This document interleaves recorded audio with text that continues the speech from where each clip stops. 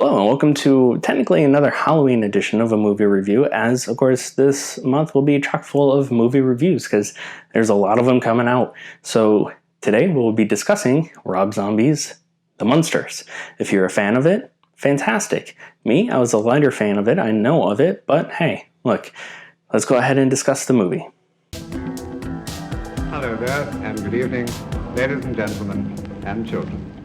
Right off the bat, if you don't know who Rob Zombie is, he is a rock artist. He started off with White Zombie back in the 80s, and then he grew into his own personal band of Rob Zombie, basically, and pretty much taken on that persona of Rob Zombie. Now, his first movie introduction was, of course, House of a Thousand Corpses back in the early 2000s. However, he has had other directorial situations where he's directed many of his music videos, too, in the past.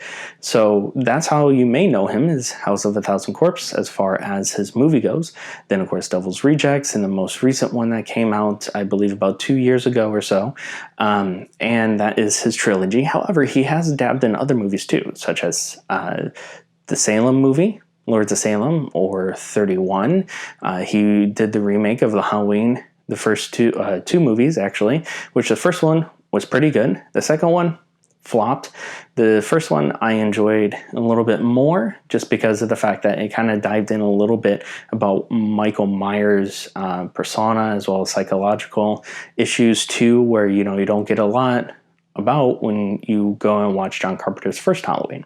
So I give that credit. Now this movie, honestly, I was not expecting on how he was going to do it. Again, I'm more of a lighter fan. I know of them. I've seen a few episodes. So when I saw that he was actually going to be directing and writing this movie, I figured, we're going to get a dark humor movie out of this. Actually, polar opposite. Honestly, what I really like and enjoyed about this movie is Rob Zombie's dynamic between, of course, his normal horror stuff and actually be doing a friendly, kids-friendly movie. Now, there are, of course, adult jokes in there, which is understandable. But in this movie, it was definitely more of a family-friendly-esque. And as a die-hard fan, as you may be, you may see a couple of scenes where it's like, okay, that kind of went a little too much, where me, as a casual fan or a casual individual who knew about it, it definitely did capture the moment, as well as the cinematography and the coloration. Even though it was black and white back in the days, and they of course did it in color, it definitely fit of what the original Munsters were. Sharon Moon Zombie, who is Rob Zombie's wife, played the mother. She did a wonderful job during that sequence. She played that character very well, as she has done before in the past. She's a great actress, what can I say? As well as, of course, you have the gentleman who played Herman Munster, did a great job too, capturing that character as well.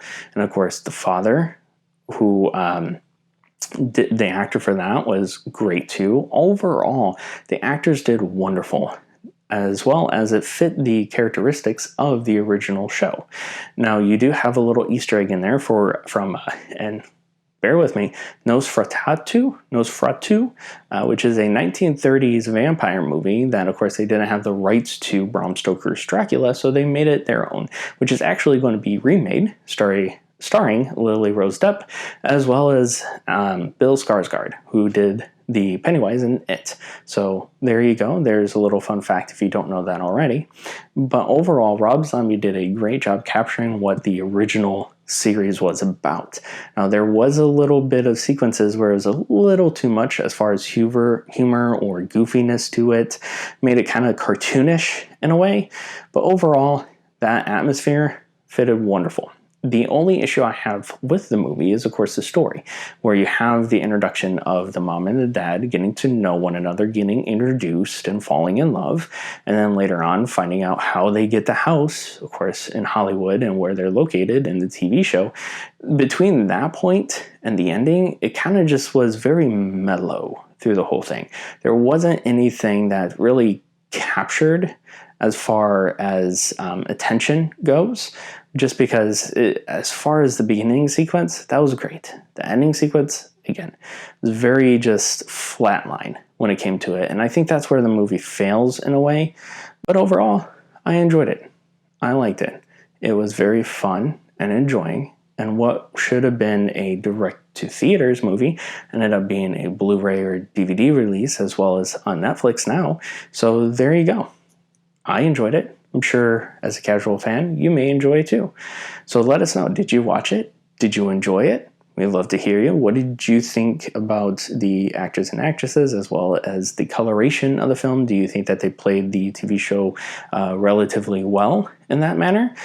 But again, comment down below, hit the subscribe button, follow us on all social platforms, check out the merchandise store link down below, and we'll see you guys next time.